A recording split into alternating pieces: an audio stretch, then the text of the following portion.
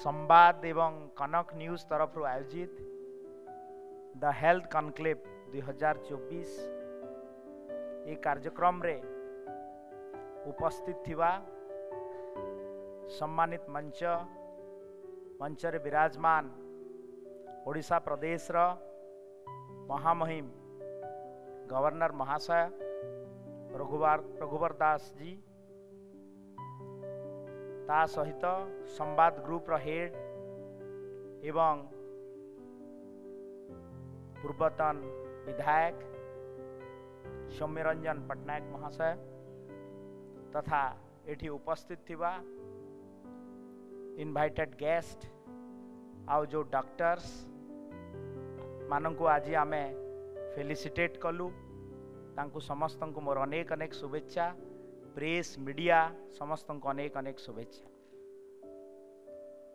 आज सौम्यरंजन बाबू जितेबले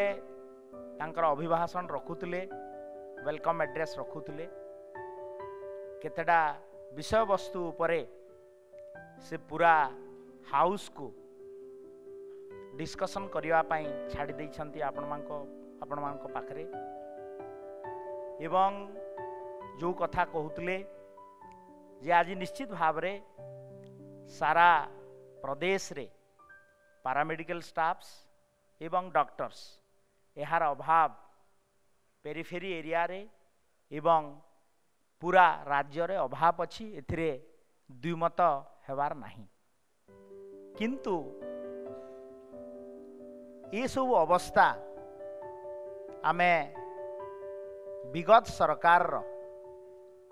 उत्तराधिकारी सूत्र रे पाइछु एवं government is a continuous process ई हिसाब रे आमे आज नुआ सरकार ओडिशा प्रदेश रे हिची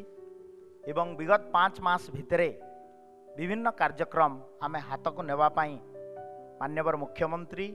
मोहन चरण माझींकर नेतृत्व रे आमे चेष्टा करूछु किछि नुआ योजना जोटा कि आमे आगामी 5 वर्ष भितरे लक्ष्य हासिल करिया पाई चेष्टा करूछु। प्रथम टी हला जे ये डॉक्टर्स और पारामेडिकल स्टाफ रो अभाव को दूर करिया पाई आमे आगामी फाइनेंशियल ईयर भितरे पाखापाखी डॉक्टर्स 5000 एवं पारामेडिकल स्टाफ्स 3000 रो रिक्रुटमेंट प्रोसेस आमे चयन प्रक्रिया आम सरकार रे आरंभ करिछु सारिछु एवं तार एडवर्टाइजमेंट हेबो एवं रूरल बेस पीएससी सीएससी एवं डीएचएच एवं मेडिकल कॉलेज रे केमिति ताहा जल्दी से माने जॉइन करिवे ता पाई सुव्यवस्था करिवो। यहा पछरे आउ गुटे दुईटा कारण अछि जोटा कि डॉक्टर्स माने निजे फील करुथुबे जे मेडिकल एग्जामिनेशन जेतेबेले पीएससी परीक्षा दउछंती तार किछि इश्यू अछि मुई ओपन हाउस रे ताको कहिबे नाही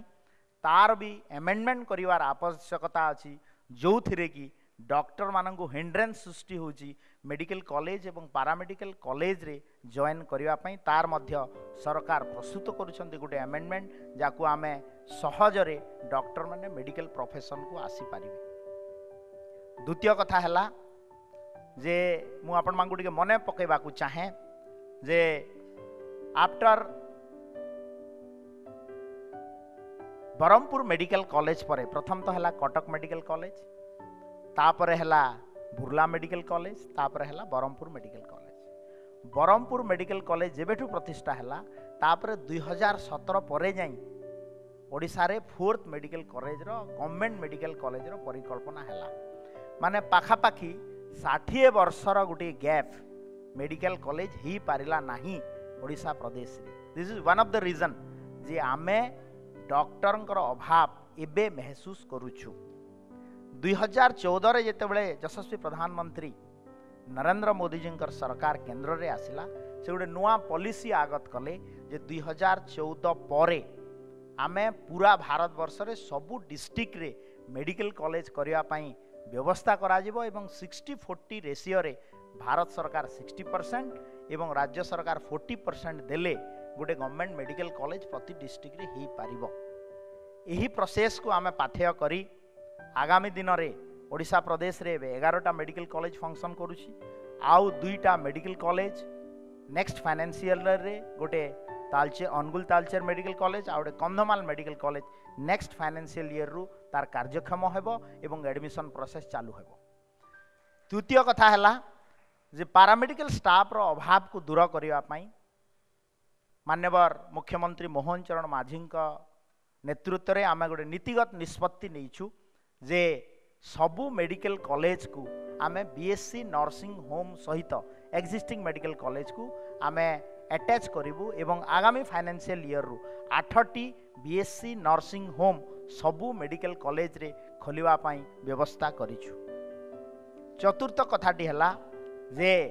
आमे नीतिगत निष्पत्ति निया हिची जे आगामी 5 वर्ष भितरे सबू डिस्ट्रिक्ट हेडक्वार्टर हॉस्पिटल को 400 बेड को अपग्रेड करा जिवो एवं चेष्टा करा जिवो प्रति डिस्ट्रिक्ट रे गोटिए गवर्नमेंट मेडिकल कॉलेज खोलिबा पाई। एबे आमे पाखापाखी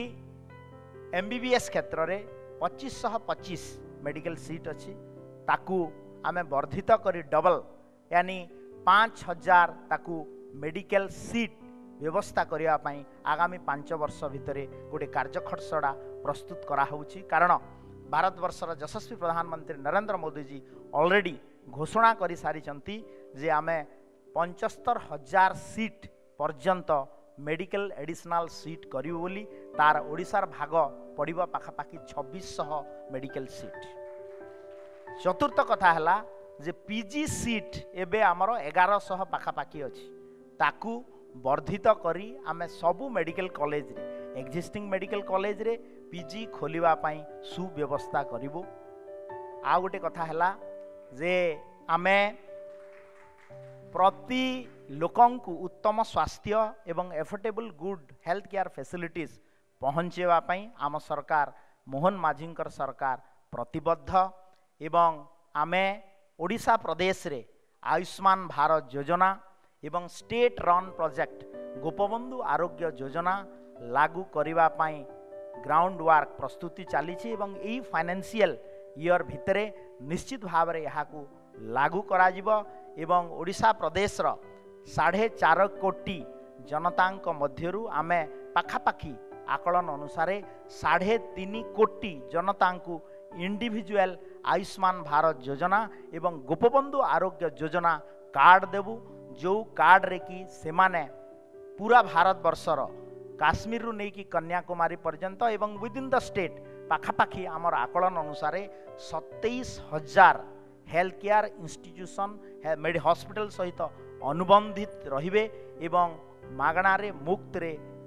चिकित्सा सुविधा जमिति पाई पारिबे ता पई आमे सुव्यवस्था करिवु। आपण मानकु गोटे कथा एटी सूचना देवा चाहे जे पूर्व जो सरकार रो कार्ड थिला एथिरे मात्र 957टी हॉस्पिटल अनुबंधित थिला एवं यह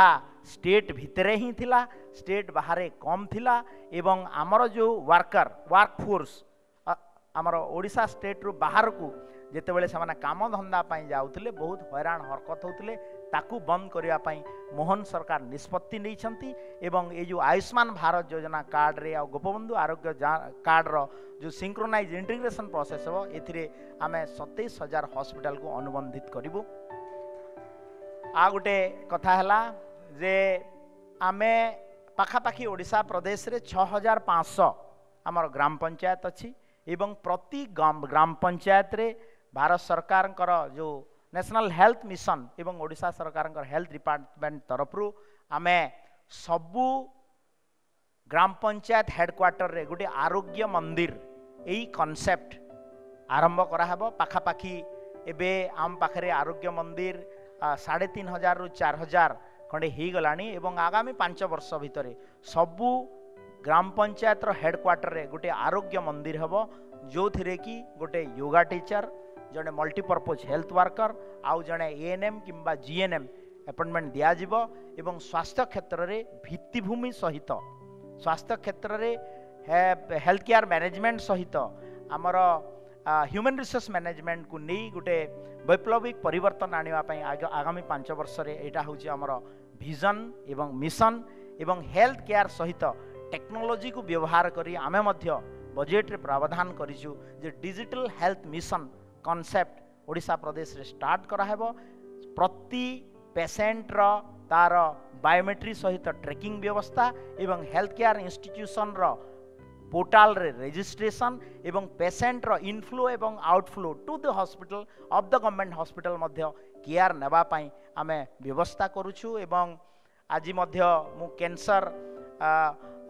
ऑन्कोलॉजी विभाग रो गोटे प्रोग्राम रे अटेंड करूथली एवं भारत सरकार घोषणा करिसंती जे